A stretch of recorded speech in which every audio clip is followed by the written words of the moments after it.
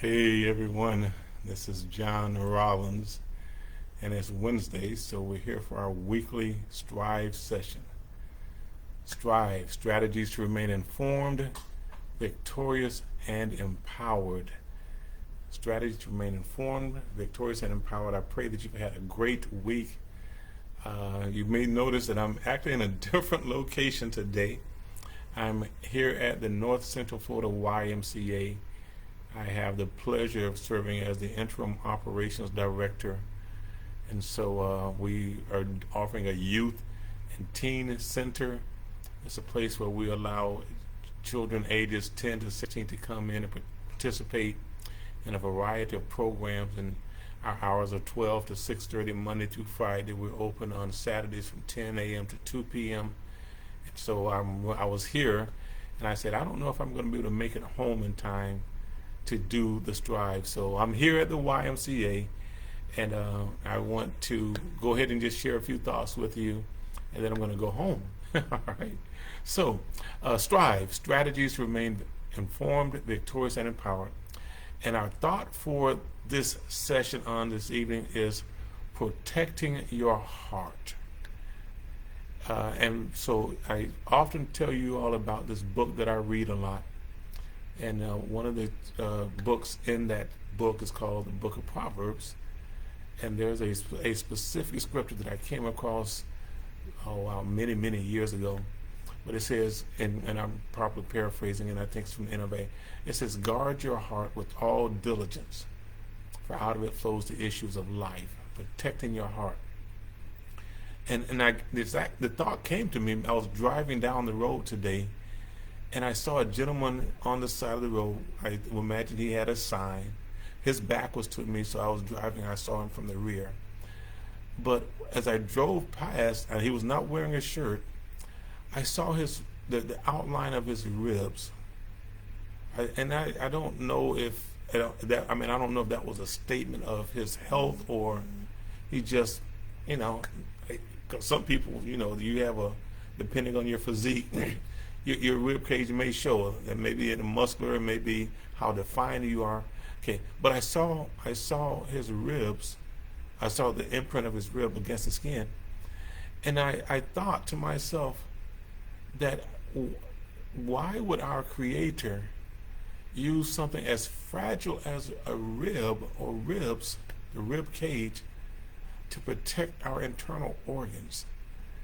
And I've heard of stories of people playing sports, and they have a real hard hit to their torso, and they can crack a rib.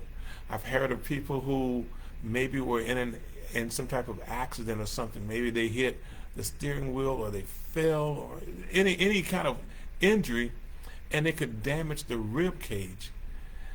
And it's the rib cage, along with the thin skin, that protects our internal organs.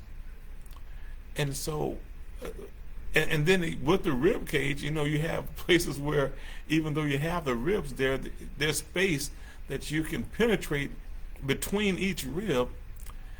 And our organs are so valuable as it relates to our well-being in our life. And that's all that's there to protect them. And so I'm thinking to myself, it seemed like it would make more sense to me if we had a breastplate, a solid steel manufactured breastplate with the bulletproof materials, and it just seemed like there should be more to protect our heart. And then now it occurs to me that maybe the rib cage isn't intended to protect our heart. Or maybe that's not the only thing that we should use to protect the heart. Many times, maybe it's our activities, the decisions that we make with regards to our physical well-being, that have more to do with protecting our heart than our actual body. And so, what are you saying, John? I'm saying that for those who are careful, maybe you run a less risk of damaging your body, your internal. And I know accidents happen, so I understand that. Okay, but are we able to take proactive measures that will help our bodies to stay well. Our heart, our organs, our limbs. And so now, how does that relate to us as individuals? Well, when we go back to the thoughts from the book of Proverbs, when it says, guard your heart with all diligence, there we don't need necessarily a physical device, a physical barrier to protect our heart, our inner man. Now, I will say this. I think it's critical that we protect our physical heart. If I recall correctly, heart disease, heart attacks, CVAs, those types of things, those are one of the top leading causes of death. Cardio-related symptoms, cardio-related disease are some of the leading causes of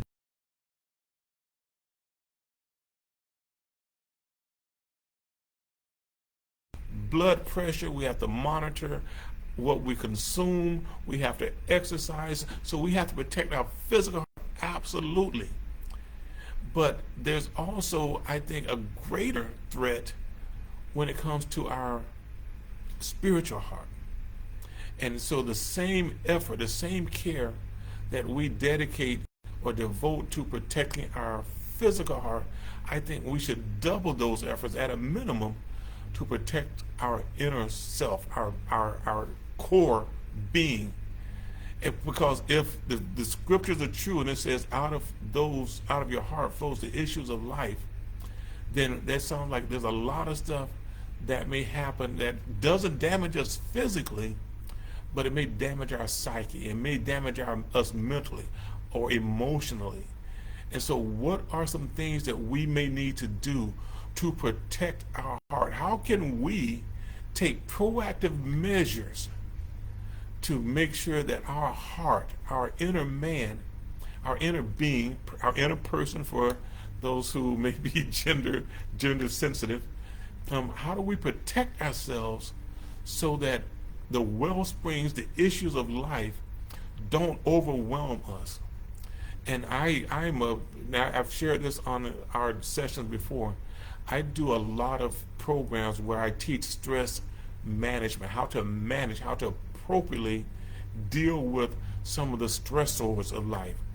And one of the things that we do, one of the things that we encourage people to do, is to be careful to identify where those stress sources are. What are the things that are creating that stress for us? And again, you may have heard me say this, but according to many reports, many studies, 70 to 75% of the hospital visits, the symptoms that result in visits to health care, 70 to 75% based on many studies are associated with how we deal with stress. Many of the symptoms that we experience, from insomnia to ulcers to sexual dysfunction to heartburn to colds, the flus, a lot of the stuff that we deal with from physical ailments are a result of stress. Okay, but it also impacts us emotionally, mentally, and so we have to be careful to protect ourselves. And it also impacts us spiritually. When we have things that are attacking us, things that are causing us to become anxious, to worry, to lose sleep, to react rashly or irrationally, we have some control over those things. I found this to be my case, okay, and you don't have to adopt my MO, but I found this to be my case. I try to, as much as possible, identify the things that are trying to create stress for my life. For those who know me, most of you all, if you were to answer honestly, you can say, John, now that I think of it, there are very few times that I've seen you stressed, that I've seen you panic. That I will honestly confess that this has been a progression in my life. This has been a result of me identifying. Look, this isn't working well, and I don't care what I'm doing, I'm not making much of a difference. So now let's redirect, let's pivot, let's change courses. I've adopted that as my mantra. As much as possible, I'm not going to let people or things or situations create undue stress for me. Why? Because I love me. And for those who say, well, that was a conceited thing to say, I hope you love you too. I think Mary sing a song, I love God. You don't love God? What's wrong with you? Well, I love John. Now, you don't have to love John, but if you don't, what's wrong with you? But anyway, I hope you love yourself. And because of the love that you have for yourself, I hope that you are identifying those areas that are causing you stress. Maybe it's the job. Okay. Maybe it's a relationship. Maybe it's your children. Maybe it's your finances. Maybe it's your health. What are the things that are creating undue burdens, that are creating those chemical reactions in your body that are damaging your heart? What are those things that are going on around you spiritually that's causing you to have a heart attack? What's attacking your heart? What's blocking your arteries? Find out what it is. And then don't just find out what it is. Once you identify the source of that stress, start being proactive and minimizing the exposure. How is that? Minimize the exposure. If there are people in your life and you've discovered that whenever you get around them, you become anxious, you become nervous, you get frustrated, you get upset. If you're around those type of people, minimize the exposure. Don't let them stress you out. Now, there's some people that maybe you can't get away from. Okay, physically, maybe you can't get away from them physically, but what if you could adjust your mind in that situation? You change your thoughts in that situation so that even though you have to be in their company, what if you said, okay, I'm here physically, okay, but I am not going to devote my mental energy, my mental attention to them because of what they bring to me, what they cause to happen in my body. Okay, you have control over that. So guard your heart, protect your heart, not your rib cage, not your skin, but protect it with your mind. I did a program once for the Heart Health Week for the city of Gainesville, and it says, control your heart by controlling your head. And the idea was there's a direct correlation between your attitude, how you feel about yourself, how you see yourself in the world, and what's going on in your physical body. Well, I believe that there's a direct correlation between what you see about yourself, how you see yourself, whose you are, not who you are, but whose you are, and how that has a direct impact on your spiritual well-being. Protect your heart. But don't ask somebody else to do it. You protect your heart, because out of it flows all the issues of life. It's the wellspring of life.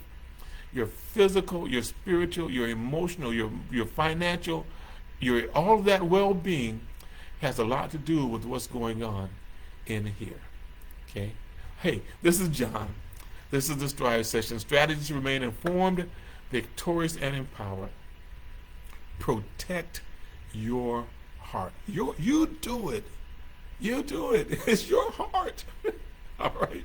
Hey, I hope this has made some sense to you. I hope that you found some value in it. And it's been a week since we've been together. If you've not had someone to come in and to speak to your greatness, to remind you that if you were not here, if you were not in their life, their world would not be the same. If no one has come and affirmed your greatness, I welcome the opportunity to let you know that today, tomorrow, and forever, okay, you are important. I see some of you that are still with me. Thank you so much for sticking around. Thank you for your comments. Mr. Risa, thank you so much. I welcome and I appreciate your feedback. I thank you for sharing. And this is what I ask for those who are still here. If there's some things that maybe you want to hear me talk about, you want to hear me give my thoughts on some topics, put them in the comments and I'll tell you. Okay, I'll let you know. I'll tell you if I've researched and I found it to be fact, or I'll qualify it with my opinion. Okay, and I'll try to give you more fact than opinion. Hey, you all be blessed. Enjoy the rest of your week, and hopefully we'll see you later. All right, bye.